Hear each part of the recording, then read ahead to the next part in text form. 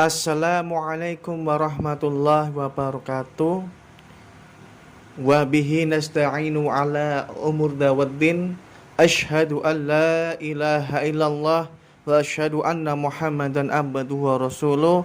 Allahumma salli wa sallim wa barik ala Muhammad wa ala alihi wa sahbihi ajma'in. Alhamdulillahirabbil alamin. Marilah kita ucapkan syukur kehadirat Allah Subhanahu wa taala yang telah melimpahkan nikmatnya, rahmatnya, hidayah kepada kita semua.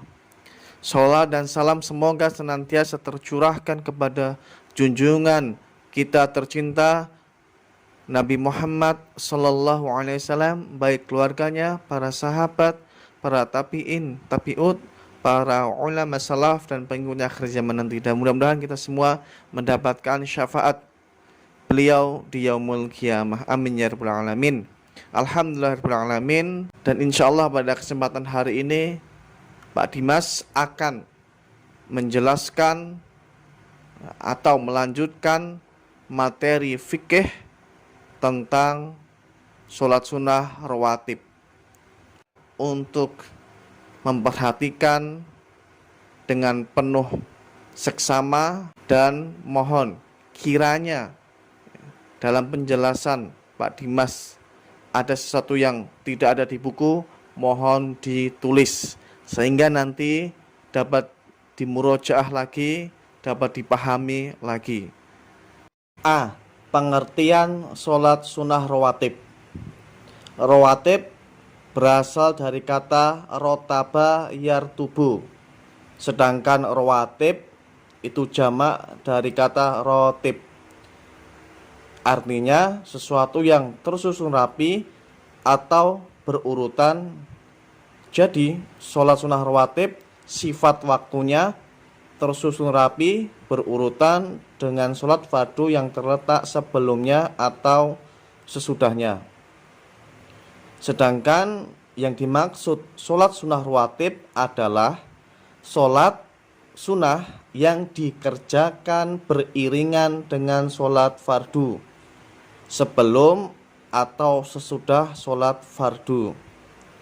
Sholat sunnah rawatib yang dikerjakan sebelum sholat fardu disebut sholat sunnah rawatib qobliyah.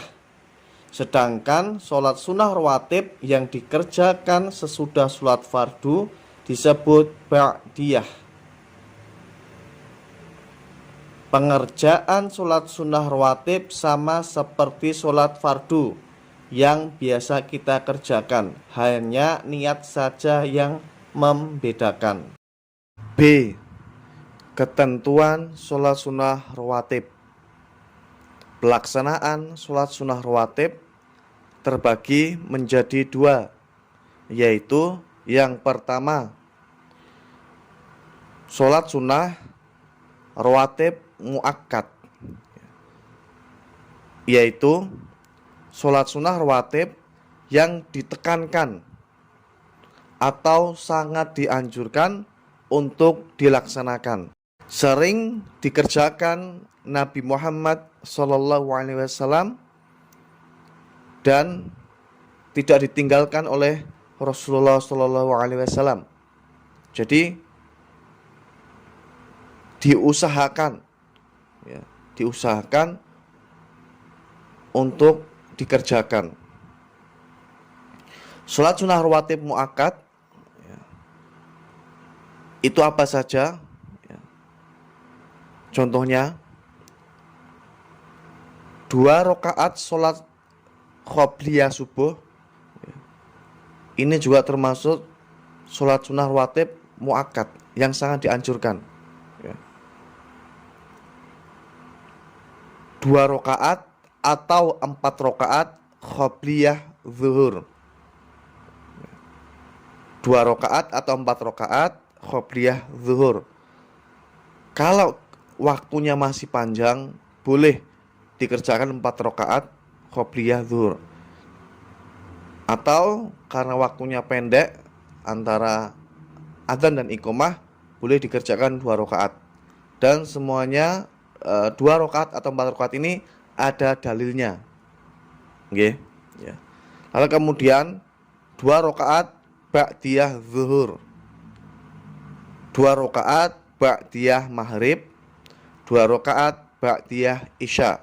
Nah, ini contoh-contoh sholat sunnah rawatib muakkad, ya. Lalu kemudian yang kedua, sholat sunnah rawatib ghairu muakkad, yaitu sholat sunnah rawatib yang tidak ditekankan atau tidak sangat dianjurkan untuk dilaksanakan. Kadang-kadang Rasulullah SAW ya, mengerjakan dan tidak menjadi kebiasaan Nabi Muhammad SAW. Jadi sholat sunnah rawatib ghairu muakkad ini tidak menjadi kebiasaan Rasulullah SAW untuk dilaksanakan. Kadang-kadang Rasulullah melaksanakan, kadang-kadang tidak.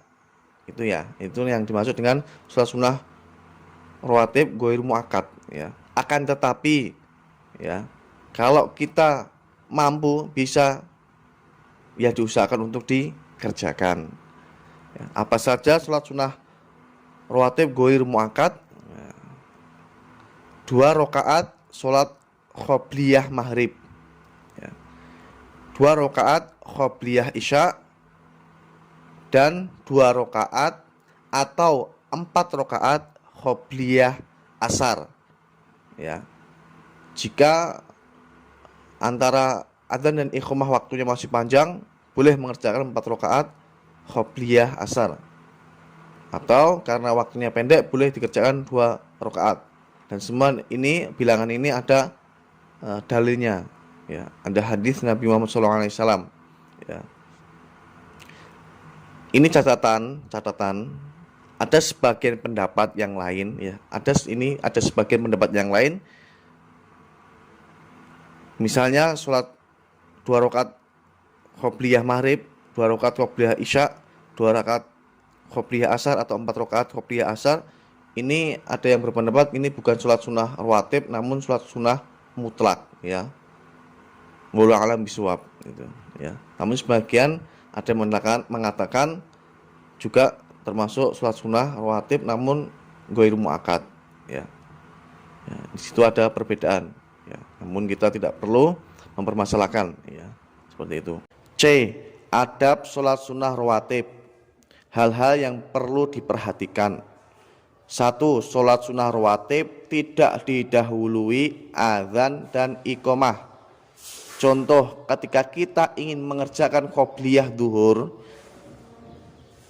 harus azan zuhur terlebih dahulu. Setelah azan selesai, baru kita mengerjakan qobliyah zuhur. Yang kedua, ketika kita ingin mengerjakan ba'diyah zuhur, ya, harus selesai setelah selesai sholat fardu. Yang kedua, sholat sunnah rawatib dilakukan munfarid, ya, dikerjakan sendiri, tidak berjamaah. Yang ketiga, boleh dikerjakan di rumah atau di masjid atau yang lainnya, selama tempat itu bersih, suci, ya, dari hadas atau kotoran yang lainnya.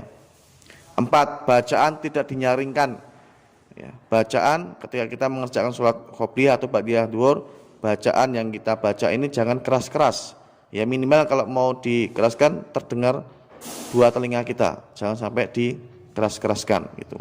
Dan dilakukan setiap 2 rakaat 1 salam, ya. Maksudnya adalah ketika kita mau mengerjakan 4 rakaat, itu tidak langsung 4 rakaat, namun 2 rakaat salam, 2 rakaat salam, gitu. Yang kelima, tempat mengerjakan sholat sunnah rawatib lebih baik pindah atau geser sedikit dari tempat sholat fardu. Ketika kita mengerjakan sholat qobliyah atau ba'diyah, itu geser tempatnya, kalau bisa, itu lebih baik, gitu. Yang keenam, niat sesuai jenis salatnya, kita niatkan, ya. ya, sholatnya kita ini mengerjakan apa, nah, kita niatkan itu. Catatan adalah tidak ada sholat sunnah rawatib ba'diyah asar dan ba'diyah subuh, itu tidak ada ya. Hal-hal seperti ini ya harus dipahami agar tidak terjadi kesalahan. D. Niat sholat sunnah rawatib. Niat tempatnya di hati, juga boleh cara lisan atau melafadzkan niat tersebut dalam rangka menghadirkan niat di dalam hati. Contoh niat sholat sunnah rawatib ya. Ini contoh yang diajarkan para ulama ya, agar kita mengetahui niat itu seperti apa detailnya ya. Ini contohnya, usolli sunnatal maghrib ba'diyah mustaqbilal kiblati adaan lillahi ta'ala ya. Ini adalah contoh, tidak harus seperti ini, tidak harus ya, menggunakan kata-kata kita sendiri boleh, yang selama apa yang kita kerjakan itu sholatnya mengetahui niatnya karena Allah Subhanahu wa ta'ala. Selanjutnya yang terakhir, E. Keutamaan sholat sunnah rawatib ya. Yang pertama, menyempurnakan sholat fardu. Yang kedua, mendapatkan pahala yang banyak dari Allah Subhanahu wa ta'ala. Yang ketiga, doa diijabahi oleh Allah Azza wa Jalla. Yang keempat, dapat menghapus dosa. Yang kelima, meninggikan derajat. Oleh karena itu, yuk kita sama-sama mengamalkan sholat sunnah rawatib ya, agar Allah Subhanahu wa ta'ala mengampuni dosa-dosa kita ya, menghapus dosa kita, meninggikan derajat kita. Kurang lebihnya Pak Dimas mohon maaf apa yang Pak Dimas sampaikan. Jika ada kesalahan itu murni dari saya pribadi, jika benar itu datangnya dari Allah Subhanahu wa ta'ala. Kalau ada pertanyaan terkait sholat sunnah rawatib, monggo nanti langsung bisa ditanyakan. Akhir kalam, wassalamualaikum warahmatullahi wabarakatuh.